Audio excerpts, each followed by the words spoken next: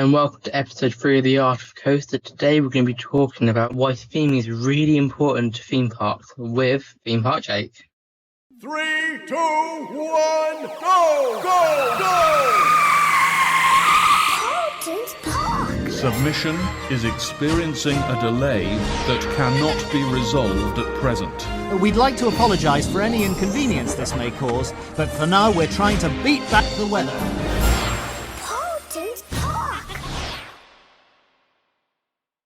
So obviously Wickerman is known for its theming and immersive atmosphere with the world of the Beyond. You've got Big Bob, you've got the smells, and obviously the ride. What's your favourite part of all the theming, atmosphere, and all of it? So really, Wickerman is a full themed experience, and when it first opened in 2018, no one realised how themed that coaster was going to be, and it really set the standard for the UK an extra notch up, shall we say.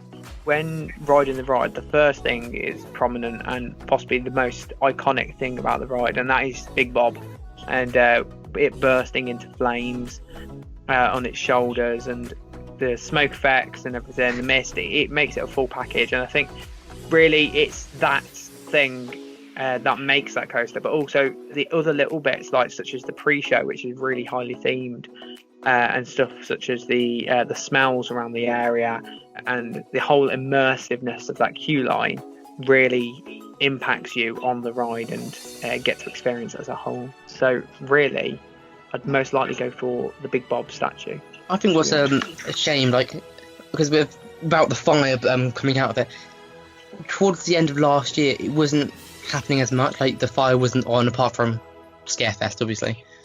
And I think I don't want it to come in 10 years' time, going to say, oh, do you remember when it had fire on? Do you remember when this effect was working?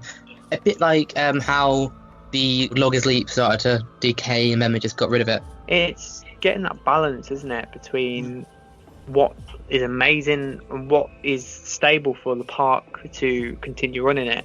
We know two reasons why the fire hasn't been on as much is due to costs of running the fire, and also the way that it is not really working all the time, and then that's the cost of them fixing it and etc. So it is quite a lot of money for them to run. That's why you only see it towards the end of the year. I think it does make it still one of the best coasters at the park with that iconic theming structure. Does the fire work in the rain? Depends. It's most likely no half the time. Smiler isn't. Oh, that is just torture in the rain. That is torture. But especially if you get the back row Smiler, that is full Marvelisation. I think the only coaster which I've been on in the rain is Vampire. It depends where you are. If you're at the back, you're kind of shielded from other seats. If you're at the front, oh, God help you. A really painful experience, shall we say. So Wickerman, I think, is... I think when that coaster did come into the park, it was a fantastic addition to the park. It was a fantastic way for the park to grow and get the attendance back up after a certain event in 2015. And it really did help the park grow its attendance back up to where it is now. I remember seeing a documentary because they're saying about after the incident. I think I might have said this on another podcast, but I'm going to say it again if I have.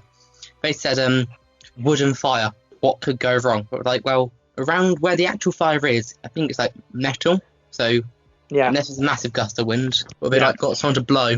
They've got someone to blow on Big Bob. Oh my God, that sounds so wrong. Oh god. Right. Wow. That one is cut out of context. The after coaster. I swear something like that happened last podcast as well. That was the first one. I said about I love getting wet. Oh, I'm just not going to ask. I'm just, there's no response to that, really, is there? Yeah, no response. What about themed mazes? Obviously, all mazes are themed, but what's your favourite? I've done a lot of mazes before, and Creek Freak Massacre is one of the best themed ones I've ever done. I've never done the Towers ones, but I've done Darkest Depths and House of Monsters. They're the only two I've done before, because I normally go to Scarefest with Theme Park United, and she never likes doing the mazes. So just blindfold and take her in. Yeah, that's what I may do, yeah. And take off the blindfold. But yeah, so I think Darkest Depths, if you go for theming wise, is possibly the most themed maze I've ever done. I haven't done Dark Steps. I've done all main tower mazes from last year. So I've done Project 42. I've had a behind-the-scenes tours of the Welcoming, but I haven't actually done it with actors in. The Attic, probably one of the most scariest subspecies and mine tours. But no, Darkest Depths is fantastic. Like, you're so immersed into that maze, it's ridiculous. And I was going to do a full-on review on my channel, but I never actually got around to doing it because I'm honestly so busy.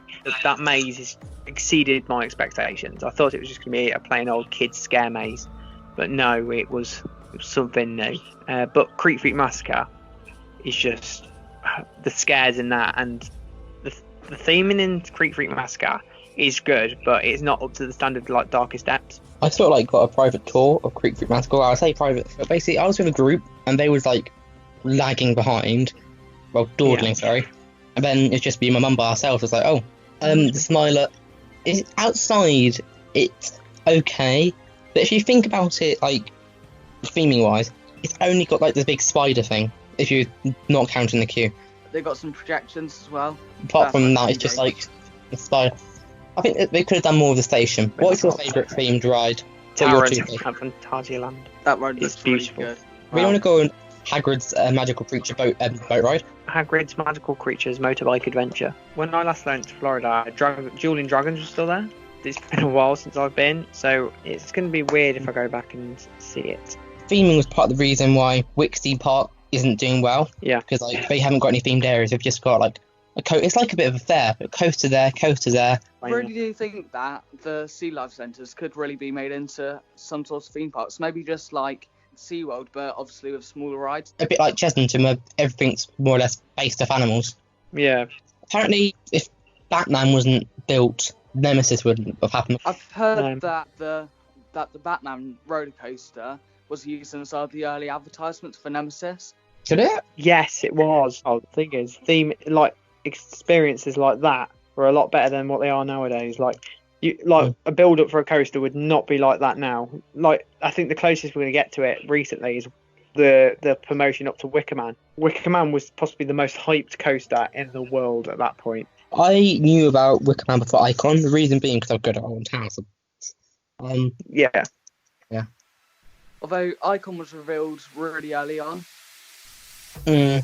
I think the Icon was done quite quickly, actually. Yeah, it was. I've never ridden Galactica because I've never been to Towers, but I've seen POVs of it, and I think that they should really, in the tunnel, they should add some rock work in there. Yeah, because it looks like a convenience store crossed with an underground car park, which is exact John Wardley's words. Yeah, originally there was plans to be lots of theming, but there wasn't in the budget. For Galactica, you only got one piece of theming, and that's the portal. Nemesis and Air, before Galactica, had nothing. Do you know the lift? Just as it swings round, then it could go into a church, then it goes up the lift. I don't know. Maybe we can ask Theme Park Draft to do something. Base camp. That's what's happening to it. To be fair, you can't do. Vampire is just a legend. I don't think we can't redo anything to it. I wouldn't want that to be rethemed. Vampire is good. I just feel like there's not enough around the ride.